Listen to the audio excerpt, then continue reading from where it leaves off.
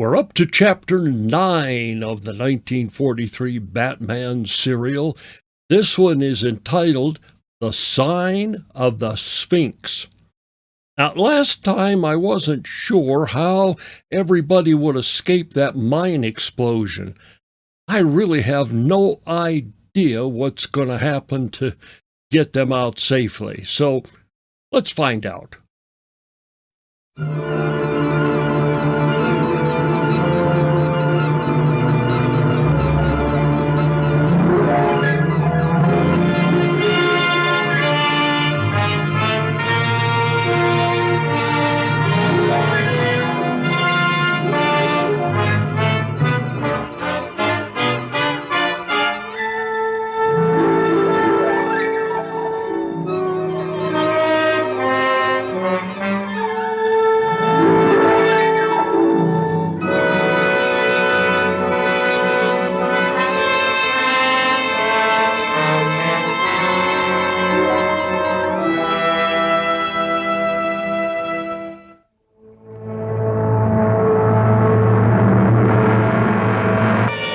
Daka has forced Colton to lead his men to the radium mine. But Batman arrives in time to give the enemy some real opposition. Hey,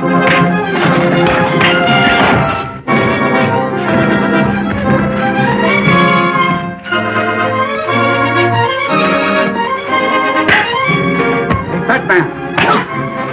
Over here!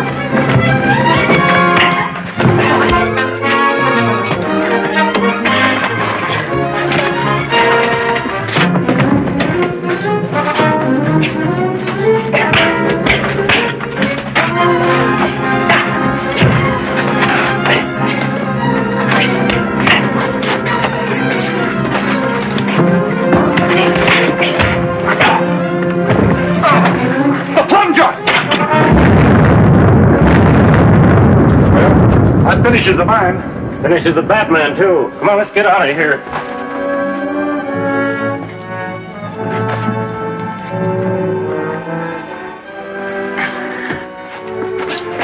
So it looks like everybody just managed to survive unscathed in this one. They lucked out. Nothing collapsed on them. Is Linda all right? Yes, just fainted. See if any of the others are still alive.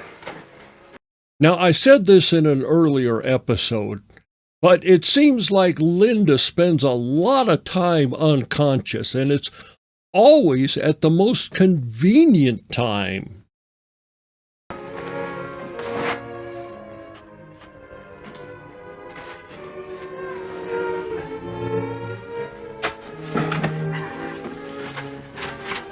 Master! Master!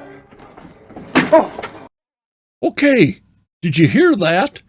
Alfred just called Batman Master.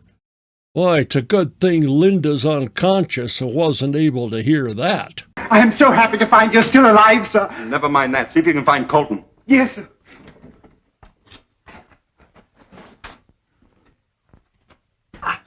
Here, help me with him. Why, he's one of those crooks. Just the same, we can't leave him here to die. Oh, what about the others? Under that, not a chance. What are you going to do with me? You'll find out soon enough. Looks like Colton didn't make it, so I was wrong at the beginning. Not everybody got out safely. We've lost Colton.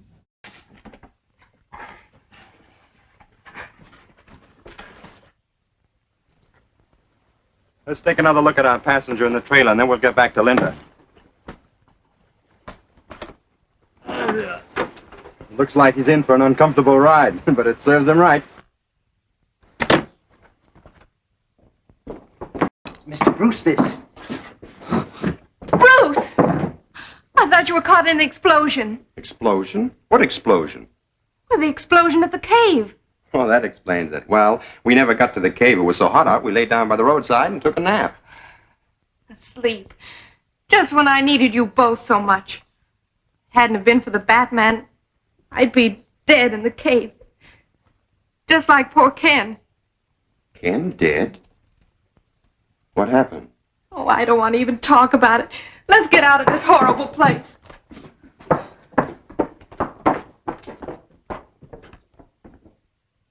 Am I to understand the explosion has made it impossible to work the mine? Yes, it would take us months to clear away the debris. Another failure to carry out my orders. I must warn you that I shall be compelled to use very drastic measures unless you We accomplished one thing. We eliminated the Batman once and for all. Are you positive of that? Sure, he was buried in the cave along with Colton and the rest of them. How many of our men were lost? Just two, Marshall and Raines. Well, not so bad. A small price for his destruction. Now we will have to find new men to take the place of our late lamented members. Wallace, attend to that right away. I'll do my best. You better stay undercover for the present. The police have a warrant out for your arrest. That's no surprise to me. I'll hide out at Bernie's place for a while. But be sure you are not followed. We cannot afford to have the police suspect that place and keep men watching it. That will be all, gentlemen. My little friends don't frighten you as much as they did some of your predecessors. You're trying to scare information out of me. You're just wasting your time. I'd hate to use drastic measures. Your threats don't frighten me. Do whatever you're going to do and get it over with. A few hours alone with our vampire friends may cause you to change your mind. Should we leave him tied up? Yes, I think we'd better.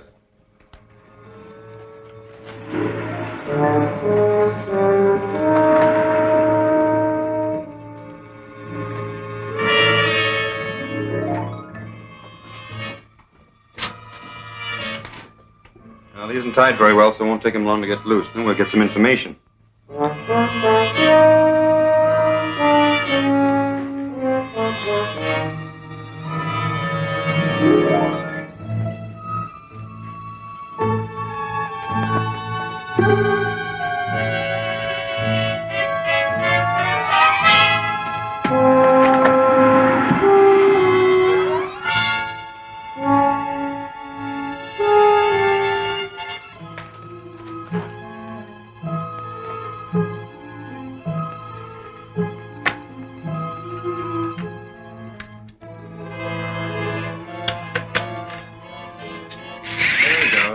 How do you find that phone?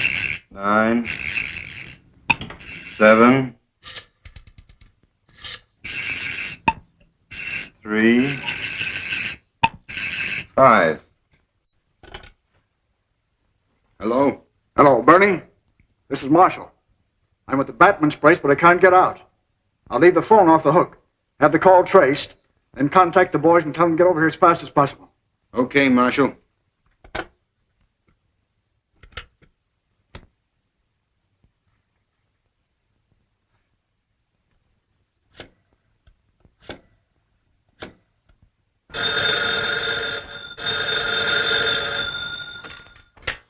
Hello? Hello, is this Boston Bakery on Powell Street? No, you got the wrong number. This is the Sphinx Club on River Street. Worked like a charm. It's the number of the Sphinx Club on River Street. Sphinx Club. Yes, I only hope it's the headquarters of that gang we're after. Are we going down there and try and find out? Most assuredly.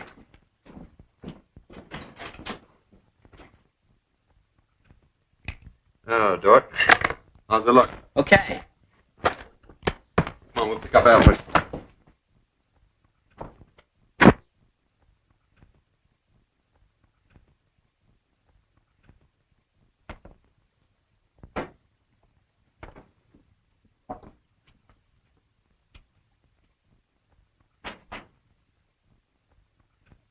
Hello? Oh! Oh, well, you're quite shocking, sir. Doesn't look anything like Bruce Wayne, does he? Well, that's good. Now all I need is a name for myself. Oh, yes, sir. How about Reginald Van Smythe? That's a very smart name, sir. For a mobster? I'm afraid not, Alfred. Chuck White. Good enough. You boys may call me Chuck. Yes. See what that is, Alfred. Dick, get the car. It's Miss Page at the door, sir. I tell her I'm not at home, but show her in here. See if she recognizes Chuck White.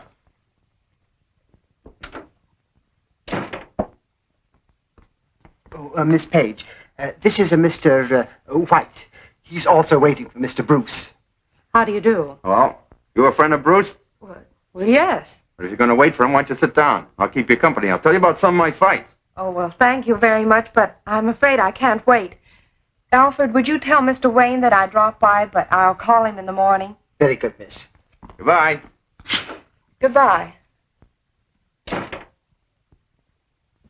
My word, she seemed a bit miffed, sir. She doesn't like some of my friends. You certainly fooled her, sir. Well, if she didn't recognize me, I'm sure none of the boys down at the Sphinx Club will. Let's go.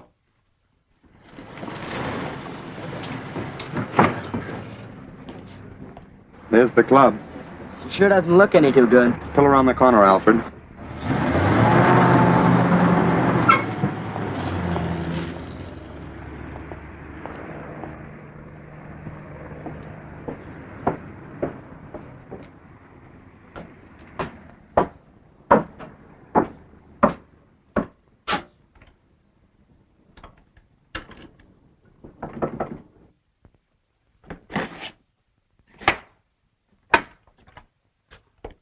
You remember here, Bud? No, I'm from out of town. A guy named Marshall told me to get in touch with him here.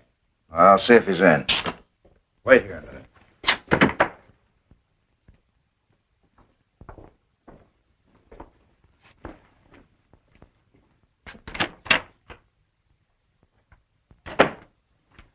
There's a mug out here wants to see Marshall. If he does, he'll have to dig him up himself. Shall I tell him what happened to Marshall or just send him on his way? Wait a minute, I'll take a look at him. Which one is he? That's him over there by the slot machine. Bring him in here, I'll talk to him. Break it up, boys. We may have to shake this guy down. Hey, you! Come here a minute.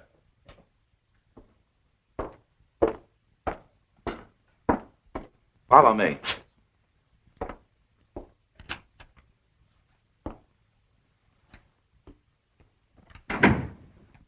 I'm looking for Marshall. You a friend of his? Yeah. I'm Chuck White. He told me to contact him. He said he could line me up for something big. Well, sit down, Chuck. Marshall's gone to a place where he can't identify anyone. He's dead. Well, that's too bad. How'd he get it? He was killed in a mine explosion. Have you any identification or proof that you were his pal? Look, I just come here to meet Marshall. I didn't expect no third degree. Skip the whole thing. No, wait a minute, Chuck. All I want's a little proof that you're a right guy. So if you're not a detective or a stool pigeon, you won't mind if we search you just to satisfy our curiosity. Look, you mugs. Nobody's searching me till I find out what this is all about. I have never little dough on me, and I ain't taking no chances. So any of you guys get any ideas, he's gonna frisk me. He better change his mind. Now, if you boys want to take me as I am, all right. If not, you better get away from there, mister, because I'm going. All right, boys. Search him.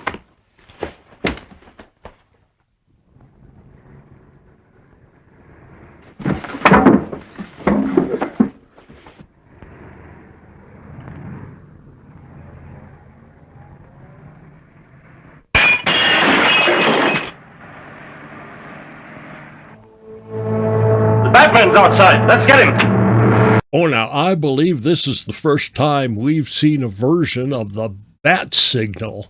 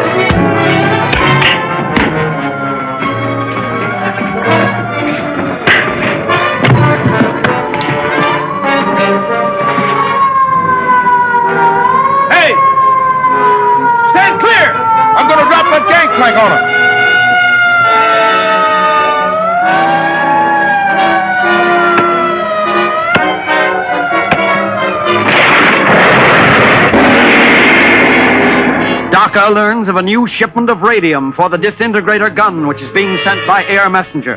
And there's Preston lighting the flare, signaling the messenger to drop the precious radium. Will Robin be able to thwart the plans of the Jap spies? Don't fail to see Flying Spies, Chapter 10 of Batman at this theater next week.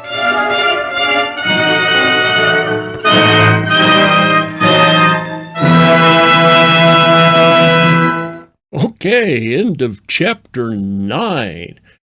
Oh, couple of thoughts, though. I'm a little worried this time about Batman, how he gets that gangplank dropped on him. But what I noticed in the preview, when the announcer asked if Robin could thwart Daka's plans, he didn't ask if Batman and Robin could do it, just Robin. So does that mean Batman's going to be out of commission for a bit? Now, there's one other thing I've been noticing.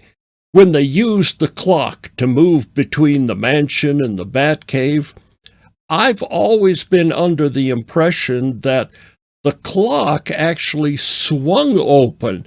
They didn't have to go through the clock.